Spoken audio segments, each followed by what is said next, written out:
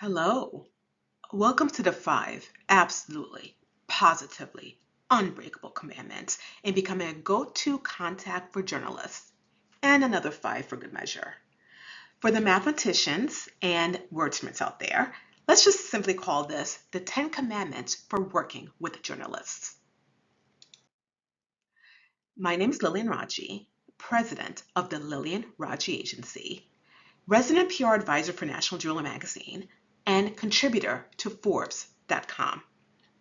Over the course of my 2-decade career, I've single-handedly gotten my clients interviewed in the New York Times, Wall Street Journal, Bloomberg, Reuters, CNBC, Fast Company, and you name it, I've gotten them in because that is exactly what I do. While I began my career as a PR professional, I now serve my clients as a communications advisor and fractional CMO, taking a holistic look to the many ways they communicate with their customers while also keeping their end goals in mind. I was initially asked to put together this webinar for a consulting organization who wanted to teach independent consultants what PR could do for their consulting practice. Now, if you're not a consultant, don't worry. These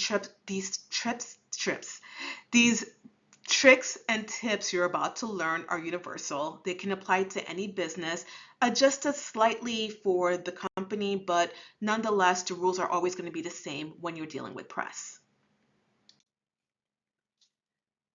So, now, to make sure I hit the top things to know to share with you and as well as the consultants, I reached out to a Facebook group I belong to that has over 30,000 PR professionals and journalists that work together and asked them what I should tell you. I received hundreds of responses. You know why? We PR professionals and journalists as well have a lot to say on this topic, and with good reason. Our clients don't understand what we do. And dare I say, some of you watching this may not fully understand what we do either. Let me give you 3 examples of what PR can do for your company. The first, one of my favorite success stories, because I love working with Claudio Pino. Claudio was a Quebecois jewelry designer who wanted greater recognition for his work. So I got his jewelry placed in a blockbuster movie, Hunger Games Catching Fire. And then I pushed a PR strategy around everyone knowing Stanley Tucci and Lenny Kravitz were both wearing his jewelry throughout the movie. It's been 13 years and Claudio is still turning down opportunities because he's just too busy. Everybody wants their jewelry made by the guy that made Stanley Tucci and Lenny Kravitz jewelry in this blockbuster film.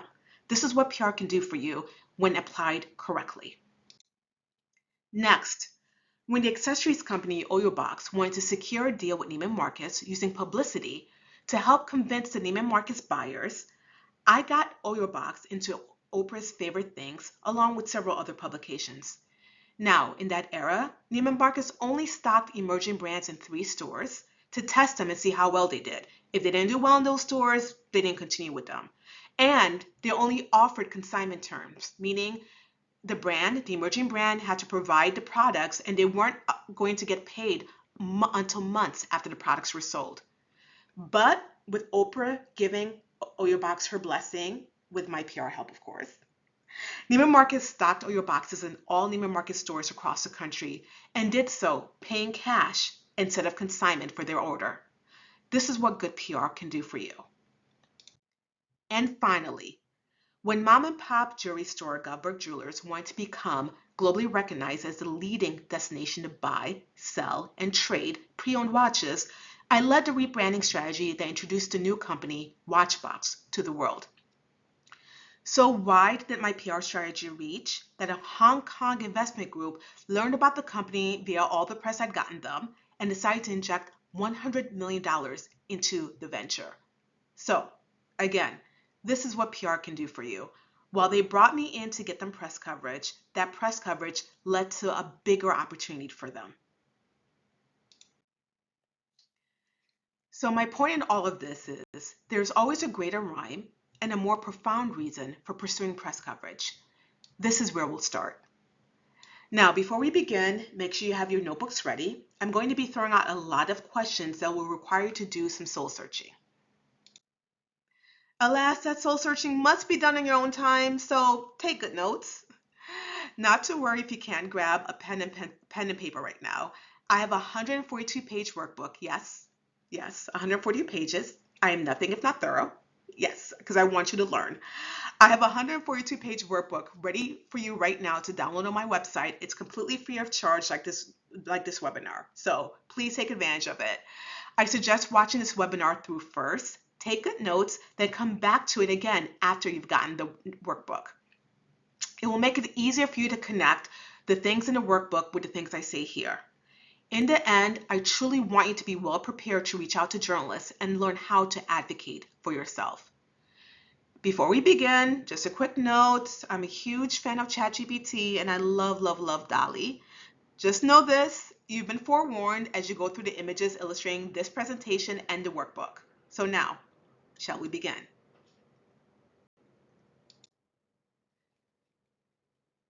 Commandment number 1, thou shalt know your end goal. Your end goal is the why. The first question, get your notebook ready if you have it. Otherwise, the workbook will have you covered. What is it you're hoping to achieve by getting press coverage? Yes, yes, yes, you want more clients. All of us want more clients. But what do you want clients to know about you before they reach out to you? If you were quoted in the Wall Street Journal right now, what would I, as your target client, take away believing about you? What would I understand about you that will make me want to contact you? Not what your words are, but my understanding of who you are based on what you said. In marketing terms, this is your positioning statement. Everything you do and say to the press must support this positioning statement, and you must be consistent across the board every time you're quoted so journalists start to understand how you can contribute to their articles in the future. When I say consistent, I don't mean repeating yourself verbatim. I mean everything you say from one article to the next must build on your previous statements. When I do onboarding for clients, I have them complete an extensive questionnaire that always ends with, what 5 questions would you want to be asked by the press? So write that down for later, or put another way, what 5 questions would you want a journalist to ask you that would allow you to showcase your knowledge? How can you package your expertise in a way that's immediately useful to a journalist? How can you ensure that this message comes through in every interaction you have with the press?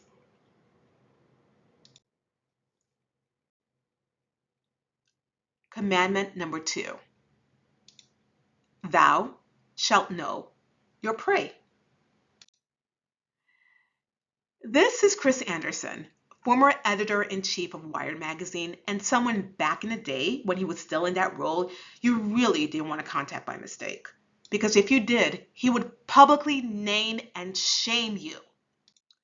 And when I say name, he would also include your email address on his personal blog dedicated to PR people he hated, which agency you work for, and then block you, letting the world know you committed the unforgivable, heinous sin of emailing him something that had nothing to do with him.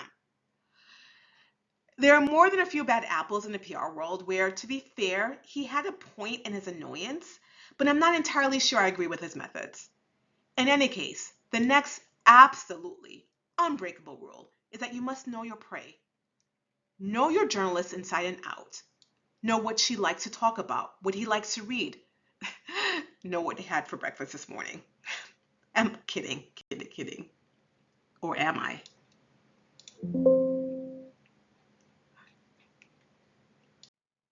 But seriously, every journalist has what are called beats, what they write about and focus on. I'm sure a few restaurant publicists sent pitches to Chris, the editor-in-chief of the technology magazine Wired, and ultimately ended up on his list. If a journalist has never written about your industry, they never will, and trying to convince them they should write about you will only get you blacklisted. Back to your notebooks. Your next question. Who writes the things I read about? who writes the things I talk about. Based on my 5 questions, I'd want a journalist to ask me, who would be the ones most likely to do so? When you have your list, it's time to do a deep dive into their past work to understand their voice and what they have consistently covered. There's a couple of ways you can do this. If you click on the names of any reporter at most publications, it will take you to a body of their work, as you see here on the left.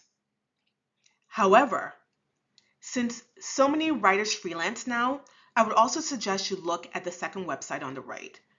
This is called Muckrack and an invaluable tool for the PR world as it gives us email addresses and contact information for every journalist on the planet.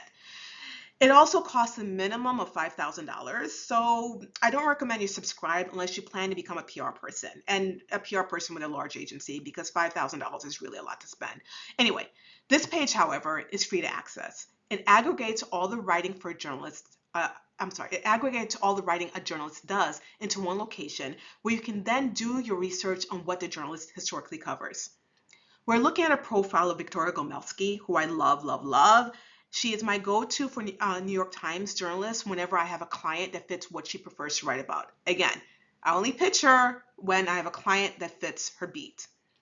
I say New York Times, but we're looking at a profile page on Robbie Port, which I will pitch her there as well when it makes sense to what she likes to write about in Robbie Port. This is because she's a freelancer that writes for multiple publications. If we look at the top of the Muckrack profile, however, we see all the publications she writes for. Officially, though, she's the editor-in-chief of the jewelry trade publication JCK. That's where her steady income comes from. And if you look at the bottom of the page, you'll see Muckrack has aggregated 1,956 of her past articles. No better platform to help you with knowing your prey.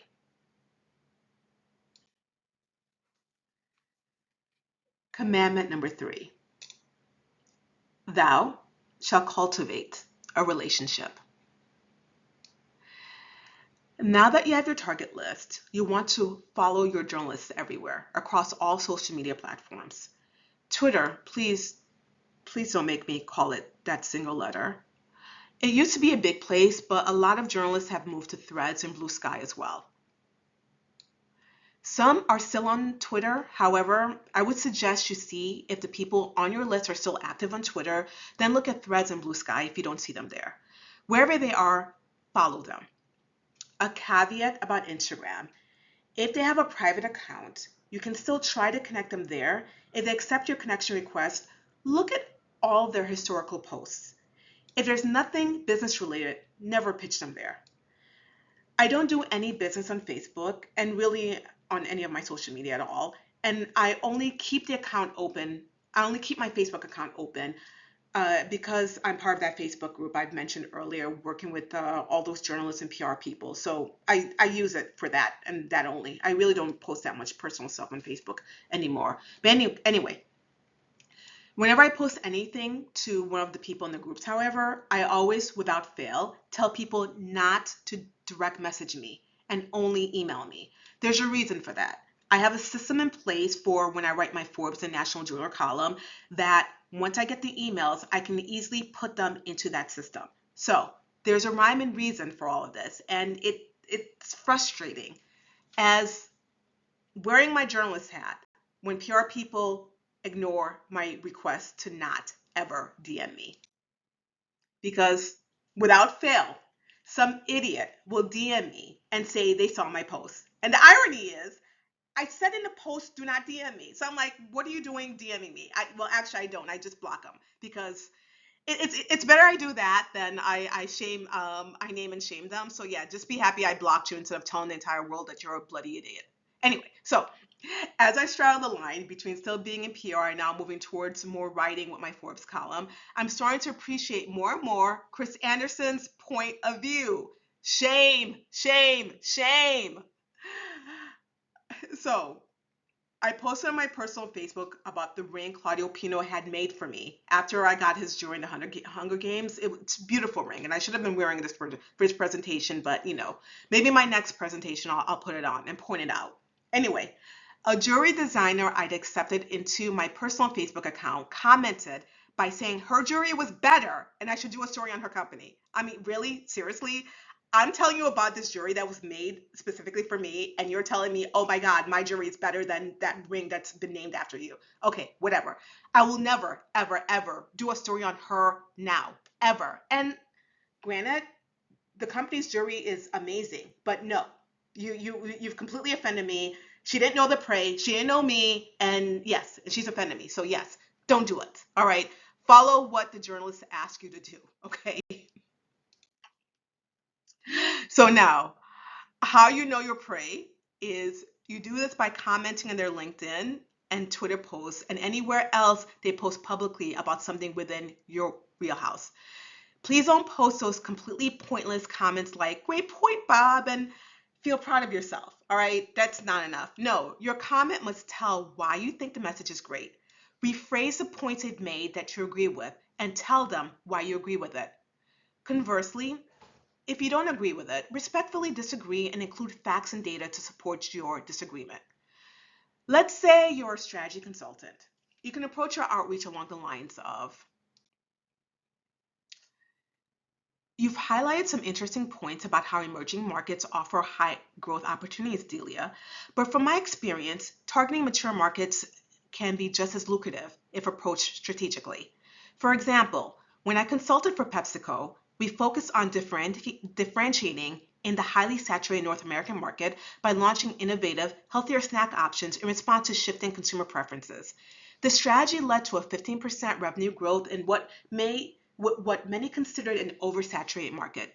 I'd be happy to share some insights from this approach if you're exploring further perspectives on marketing strategy. So let's break this down. First, we have the respect that she's showing. You've highlighted some interesting points about how emerging markets offer high growth opportunities. Then we have her contrarian perspective. But from my experience, targeting mature markets can be just as lucrative if approached strategically. Then she offers her credentials, which is pretty much saying, I know my shit. Excuse my language. I know my shit, but yeah. When I consulted for PepsiCo, we focused on differentiating in the highly saturated North American market by launching innovative, healthier snack options in response to shifting consumer preferences. And then, after she's like, look, I love your perspective, it's great, but because I know my shit, this is my industry, now let me tell you how I can be a source to you. I'd be happy to share some insights from this approach if you're exploring further perspectives on this market strategy. So, most journalists want to get things right. If our fictional journalist was continuing a series on emerging markets, the journalist would want to see your survey and possibly talk to you to see what additional information you can share. This is you helping the journalist, because that is really what PR people are, fundamentally. I'm sure some journalists will disagree with some of what I'm saying based on some of the experiences they've had with PR people, but at the core, our relationship is to help journalists do their work. So now back to your notebooks. Who are the key journalists I want to build relationships with, and on which social media platforms are they most active? How can I add value to a journalist's work through my comments and interactions? What specific insights or data do I have that can support or respectfully challenge a journalist's perspective?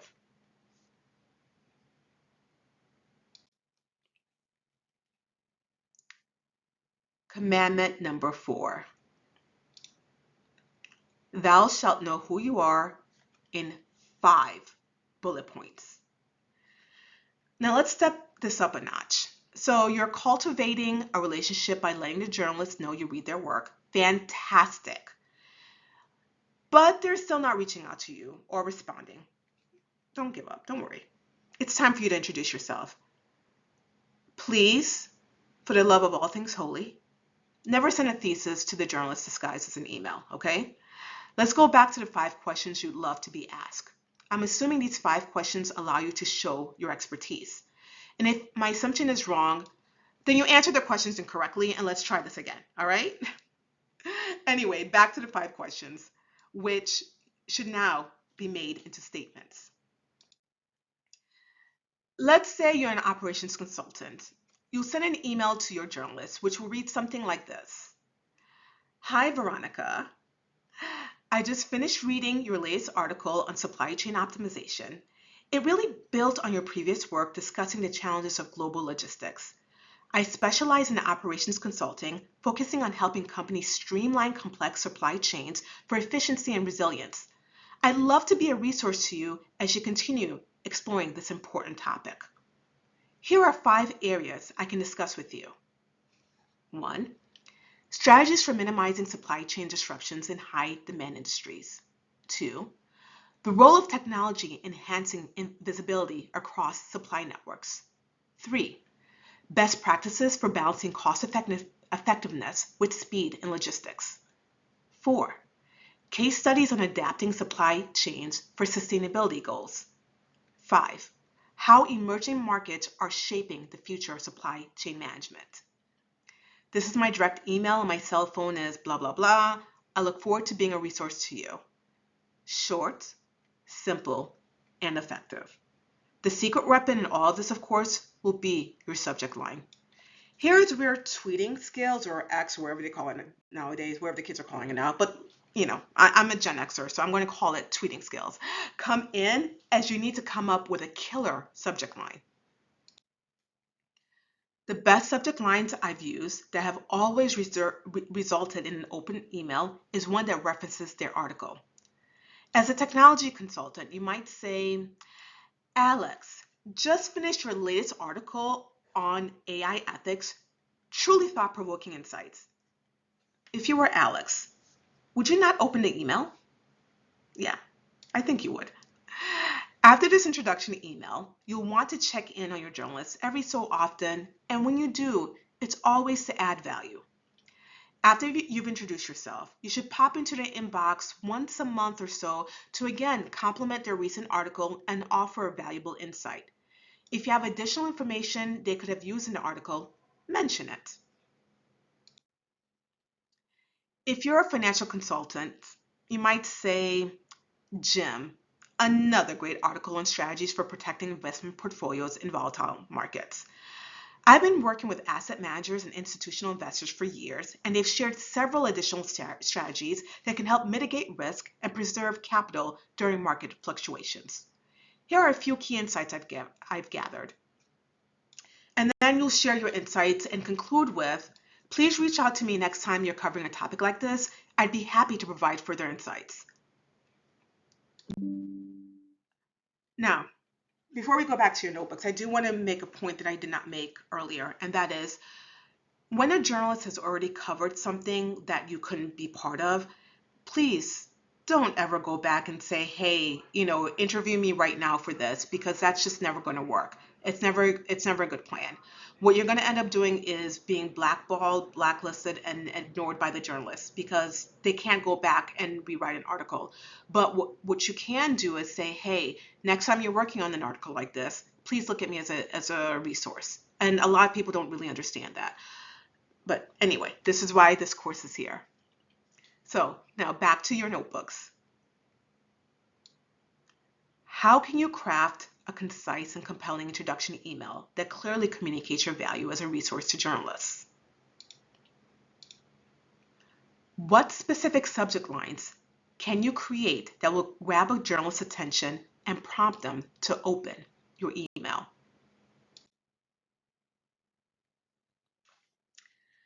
All right, commandment number 5. Thou shalt strike while the iron is hot. There's a term we PR people use called newsjacking. This is when something has all the press abuzz and we find a way to make that buzz about our client. What was buzzing a few months ago was this woman. If you don't know who she is, then first, congratulations for achieving enviable perfect zen of not being troubled by the fears of the internet. And second, She is a woman who made it to the Olympics by claiming she was an expert breakdancer. Anyway, if anyone watching is a former dancer, a doctor, a chiropractor, or yoga teacher, or anyone who has expert level understanding of how the body should actually move, or even better, if anyone is a former breakdancer, this would have been an opportunity to newsjack and get yourself on something like the Today Show. Let's say you're a chiropractor. You would email the producers of the Today Show something to the effect of, "Hi, producer. The movements of that Olympic breakdancing competitor was truly horrible for her physiology. In fact, I counted 8 different ways her body could have now be injured due to her reckless misunderstanding of how skilled breakdancers move to prevent injury." I've seen a lot of TikTok videos of people trying to parody her, and alas, those that do don't realize what real injury they could cause to themselves. I'd like to speak with your audience on how best to protect your bodies when trying to do moves such as the one the competitor failed badly at doing. I'll stop here, but you get a sense of what newsjacking is. Anytime something hits within your industry, you should immediately go to your journalist list and offer yourself up as an expert who can speak on the breaking issue. No pun intended. Journalists and producers are often scrambling to find someone. Many have go-tos already, but go-tos aren't always readily available. This is when all your earlier messaging and relationship cultivation will begin to pay off. Now, back to your notebook. What current events are going on now in your industry that you can proactively pitch yourself? For an HR consultant, consider the buzz around the return to work mandates, hybrid work, and the reinvention of corporate culture. For financial consultants, consider how the recent election could impact investment strategies and share with the press what people can do to safeguard their portfolios. For an operations consultant, how can companies prepare their supply chains for the escalating geopolitical climate? How can you set up a system to monitor news and trends so that you can quickly react with valuable input?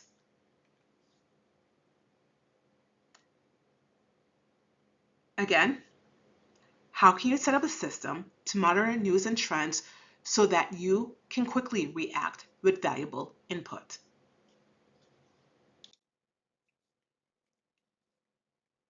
Commandment number 6. Thou shalt take no for an answer. I know how contradictory this sounds, but many of us got to where we are by never taking no for an answer, but when working with journalists, it's critical that you do. We haven't talked about the general day-to-day pitching we PR people do. This is beyond the introduction to email and outside the scope of newsjacking. This is where we try to get a reporter to write on something they weren't previously considering, all still within their beat, of course. Despite the ridicule of the Wired editor, PR people and journalists do have a symbiotic relationship. The best relationships work hand in hand, with the two skipping towards the rainbow as a PR person gives a journalist valuable information that helps the journalist do their job well, which in turn makes the PR person's client very happy. And then there are those other relationships. Both hate dealing with each other, but ending the relationship would be detrimental to their respective careers. Trust me, there are several journalists that I do not like dealing with. Some of them I've actually blacklisted as a PR person. I'm not going to name names, but with conversations with other PR people, the person is rightly on my blacklist, and they're on a couple of other people's blacklists because some journalists can just be very ugly to work with. At the same time, there are some PR people that can also be just idiotic to work with. But anyway, let's focus on the beauty, the dance between journalists and PR to create the most perfect story. And that beauty is when I've put together the perfect story, have lined up the perfect additional sources to back up what my client will tell the journalist, who I have stalked and watched eat breakfast long enough to know that this is the type of story he would write about. And then he doesn't respond. It's like taking a bullet to the heart. So what can you do? Rule of thumb, Never follow up more than twice for a total of 3 emails on that specific topic. Your first email is your initial pitch, the beautiful story that you really should get told, and gosh darn it, this journalist is the perfect person to tell it. Alas, no response. Wait 5 business days and send a follow-up email. If still no response, send one more follow-up email and then let it go. Or find another journalist who will be more appreciative of your story. There are quite a few reasons the journalist didn't respond, and sometimes it's because the journalist's inbox is just too full and they haven't waited throughout their way to your email. This has happened many times for me. But it's also possible that you didn't make a connection in your pitch, meaning you told them nothing of value to meet their immediate needs. Don't take this personal, as timing also has a lot to do with your success rate. I've emailed journalists with what I thought was a timely pitch, only to never hear back from them until a year. Literally, 1 full year later. The best journalists are good for saving pitches they found interesting, but isn't something they're working on at the moment you send the pitch. I'll take this time now to go back to my system. The system I have in place that encourages PR people to never, ever, ever contact me through social media. And that system also files away pitches to make it easier for me to go back to it and see. It also puts them into a CRM that I can see all the emails they've ever sent me.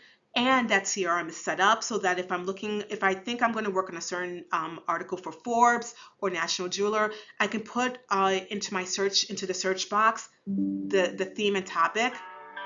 And then, I can put into search box the theme and topic of my article, and then see which PR people have pitched me, so I know how to go back to them. So this is why they must email me, because none of my social media channels are connected to my CRM. Anyway, but it's also how there are some people who have gotten emails from me 6 months after they pitched me a story, because now it's time for me to work on it, and because they followed my instructions to never, ever, ever pitch me on social media. All right. Anyway, continuing. Your email for other journalists, your email may go into a special folder of ideas like mine, and you just might get a call when you're least expecting it, like I've done. If you decide, however, that you just won't be ignored, well, let me remind you of a certain Wired editor. So once again, if you don't hear back from the journalist after the third pitch of an idea, just leave it alone for now.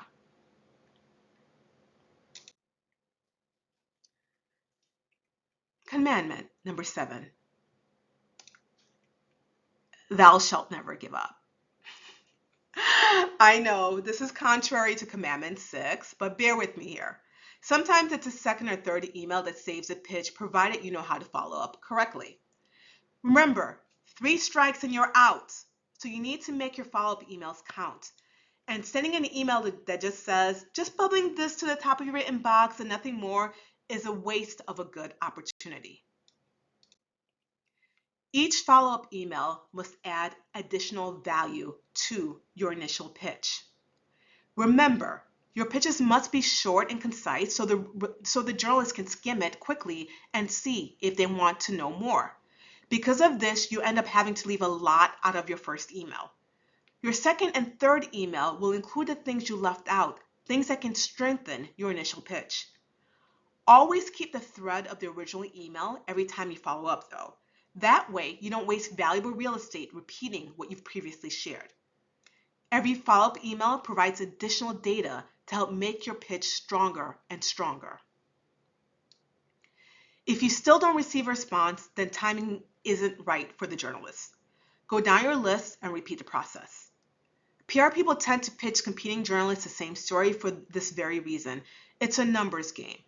So we will cast a wide net to see what we catch. Alas, occasionally you'll catch too many fishes with your pitch. You'll now need to decide who will get to write your story. It's a tricky but very good problem to have, but something we're not going to cover here because it's a lot more work. This is more of a reason for you to email me and contact me. We can talk more about how to handle it. In the meantime, let's get you back to your notebook. How do you progressively progressively build a case for the story with each email follow-up. How can you ensure that each follow-up email introduces new insights or data to strengthen your pitch? What criteria will you use to decide which journalist to pitch when you have a story that could attract multiple outlets?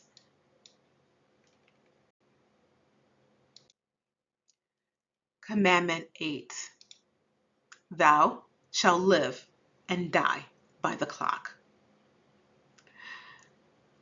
So you've gotten a journalist to finally respond to you. Congratulations. Pop that champagne, get ready, get excited because wow, that's a great feeling. But the easiest way to screw up all of your hard work is not to respond to their request immediately. Journalists have hard deadlines, and if you miss a deadline they've given you, you would never, ever, ever hear from them again. Unless you work for, like, I don't know, Facebook or Meta or whatever, a huge company, then yes, you'll hear from them again. Then you can treat them like whatever. But if you're watching this webinar, you're not one of the big companies. So yeah, you won't hear from them again. Anyway, yes, if you're a public company, they have no other choice but to deal with you. But again, if you're watching this webinar, you're not a public company. Or if you are, well, I'm honored. Anyway, moving on. Since most people on this on watching this are consultants or something else, know that this is the most unbreakable of the unbreakable commandments. Thanks for thinking of me, Mary. I'm on the road right now. When is your deadline for me to get you a quote? This statement, memorize it, screenshot it, write it down, put it on your post board. This statement will usually buy you some time. Sometimes that time is only an hour, but every little bit counts. Just know the reporter has a couple of other people they'll be calling, emailing, and the ones who give them what they need first will get your spot.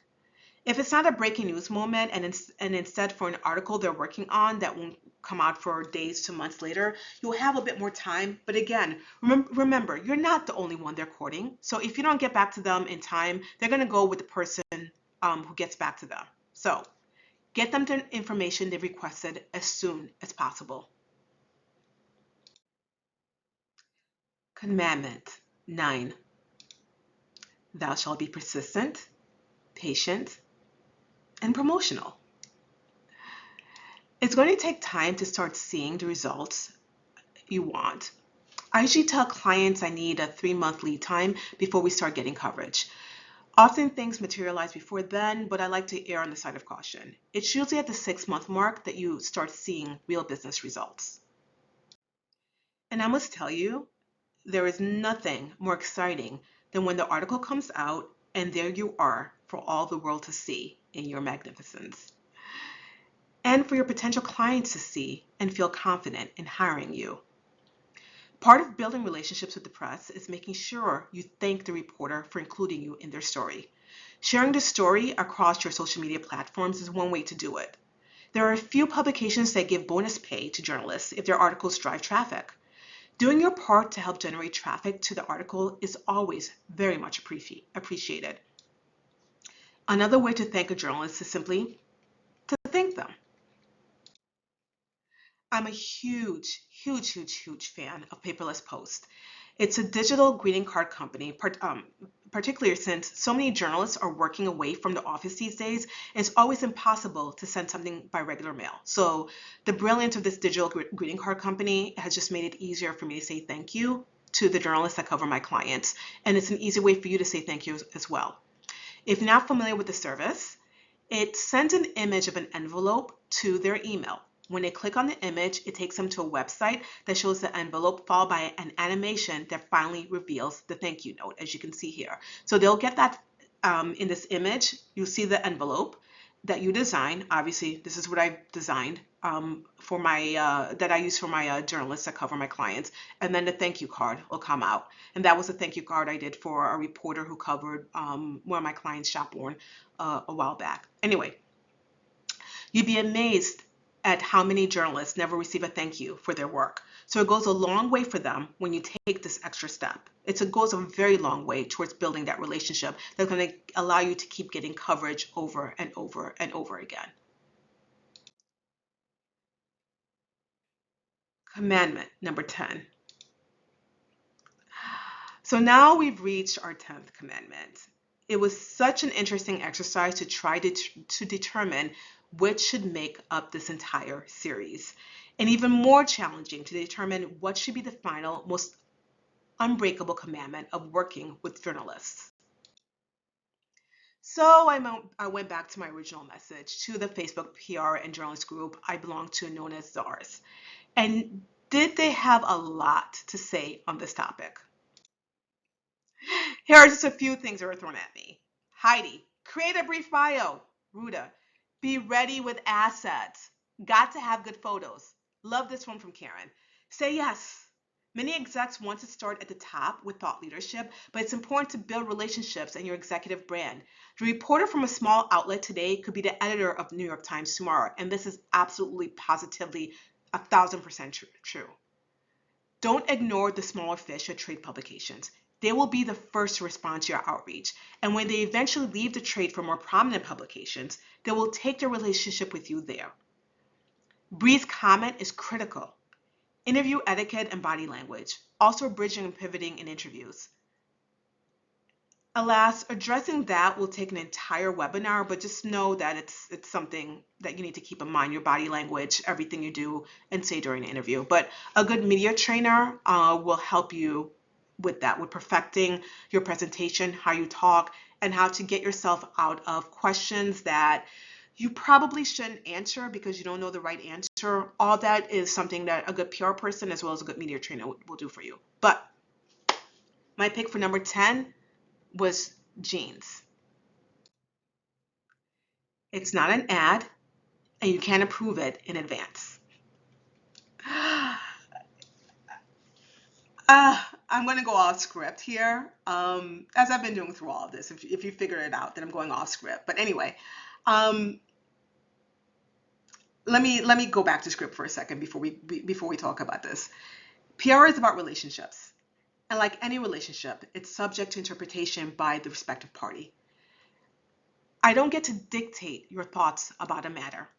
All I can do is share my perspective and hope your interpretation matches my intentions. You absolutely, positively cannot ask to see the article before it comes out, no matter how much you've worked with a journalist on it. This is the quickest way to anger a journalist, and you really don't want to see them when they're angry. And you absolutely, positively cannot ask for something to be changed once the article comes out unless there's a true error in what is stated. An error means the journalist has the wrong figures, not that they misinterpreted what you intended, which is why you must be crystal clear in all of your communications with press people. There is no such thing as off the record. A lot of times, conversations are recorded to ensure a person can't come back and say they didn't say that. For whoever your relationship is with a journalist, never forget it's still a dance akin to the tango. Each person is trying to offer the best moves within that dance. You must be graceful in your interactions, or risk being humiliated to their audience of millions because you took the wrong step. So, since I've been writing for Forbes, I've had so many incidents that it's made me very appalled by PR people. As a PR person myself with 20 plus years in the industry, to see PR people do things that I would never have considered doing. I had one PR person who I thought I was going to use her client in an article, ended up not using it, end up trying to bully me into using the article, into revising the article. And I ended up letting her know that if she continued trying to bully me, she will never hear from me again. And I will blackball all of her clients because she had no right to do that. It is a relationship. This is what PR is, public relations, relationships. And so to try and insist on a journalist doing what you want them to do, it's not going to happen. If you want that, you must buy an ad, because an ad is the only way you can guarantee the article comes out, or actually rather the ad comes out the way that you want it. So please never, ever, ever forget that. Now, as we wrap up, if any of you are still wondering, how will this help me? Let's look at a few things that will come from you being consistently featured in the press. Number one, insert credibility, authority, and position you as an expert in your field. Being quoted in a respected publication like the Wall Street Journal, Forbes, or Bloomberg instantly builds your credibility. Potential clients see you as a trusted expert, someone the top journalists and publications rely on for insight. Number two, becoming top of mind presence in your field to broaden your reach to decision makers. The people reading these articles are often the decision makers in businesses, companies, or industries you want to serve. Consistent press coverage keeps you in front of these leaders and decision makers. Whether or not they need your services now, they'll remember you when they do need you. 3. Increase client confidence and long-term influence on client perceptions. When prospective clients see your name associated with well-regarded publications, it removes all layers of skepticism. They know you've been vetted by the media, making them more comfortable choosing you as their trusted advisor. Each article where you're quoted contributes to a consistent narrative of your expertise. Over time, this body of work will influence clients to see you as the go-to authority in your niche, solidifying your brand strength. Now, just FYI, this is actually going to be covered in the workbook. So don't feel bad if I'm talking too fast if you're missing this. It's in the workbook that, again, get ready to download. Anyway, number 4, differentiation from competitors in a crowded marketplace. As a consultant, you're likely competing against many others with similar expertise. Few consultants actively cultivate media visibility. By doing so, you elevate yourself above competitors who rely solely on word of mouth or paid marketing, setting yourself apart with a lasting impression. 5, building a reputation that attracts opportunities. Media mentions can lead to further speaking engagements, partnerships, and even larger contracts. It signals to the market that you're an authority whose voice is worth hearing. 6, generating organic inbound opportunities. Coverage in top publications makes you memorable to prospective clients.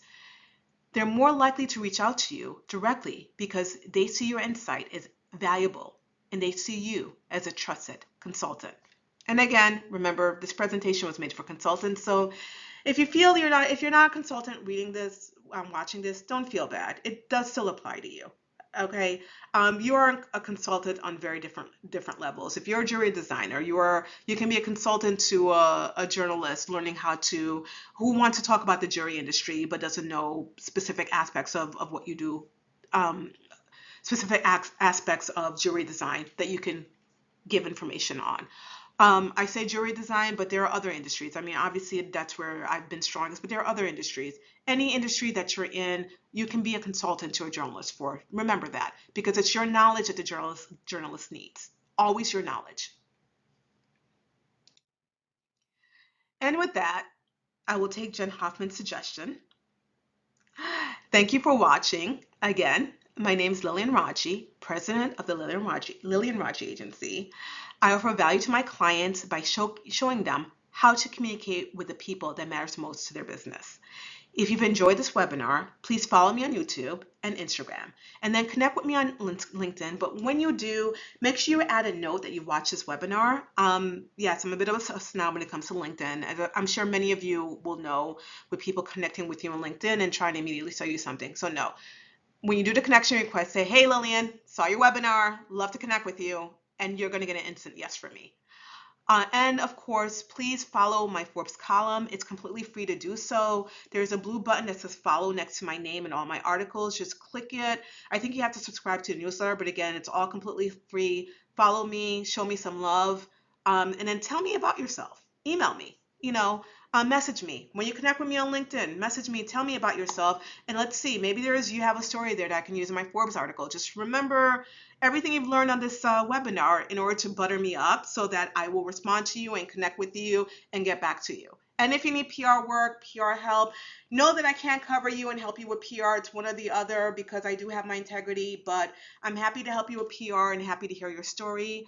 And and the biggest thing for me, let me know if this video was helpful to you. The more I know that these videos are helpful to everybody that's watching, the more I'm going to put out there. I think I'm going to make another video on brand storytelling, which will come out whenever, as soon as I can, as soon as I can get it done. But yeah, the more I hear from you, the more I know that you're loving these stories, the more I know that you're getting value from what I'm giving, the more I'm going to put it out there. And I'm happy to do it for free. I've been in the industry for 20 years. I've done so much. I love to share. I love to see people rise. So again, let me know that I'm helping you, and I will continue to help you free of charge with these videos, with my content, with what I put on my pradvisor.com website, with my answering questions on my National Jeweler column, and I will also do free consultations, 20-minute consultations to quickly answer your question. So let me know how I can help you. So thank you again for watching. Don't forget to pick up your workbook next. All right.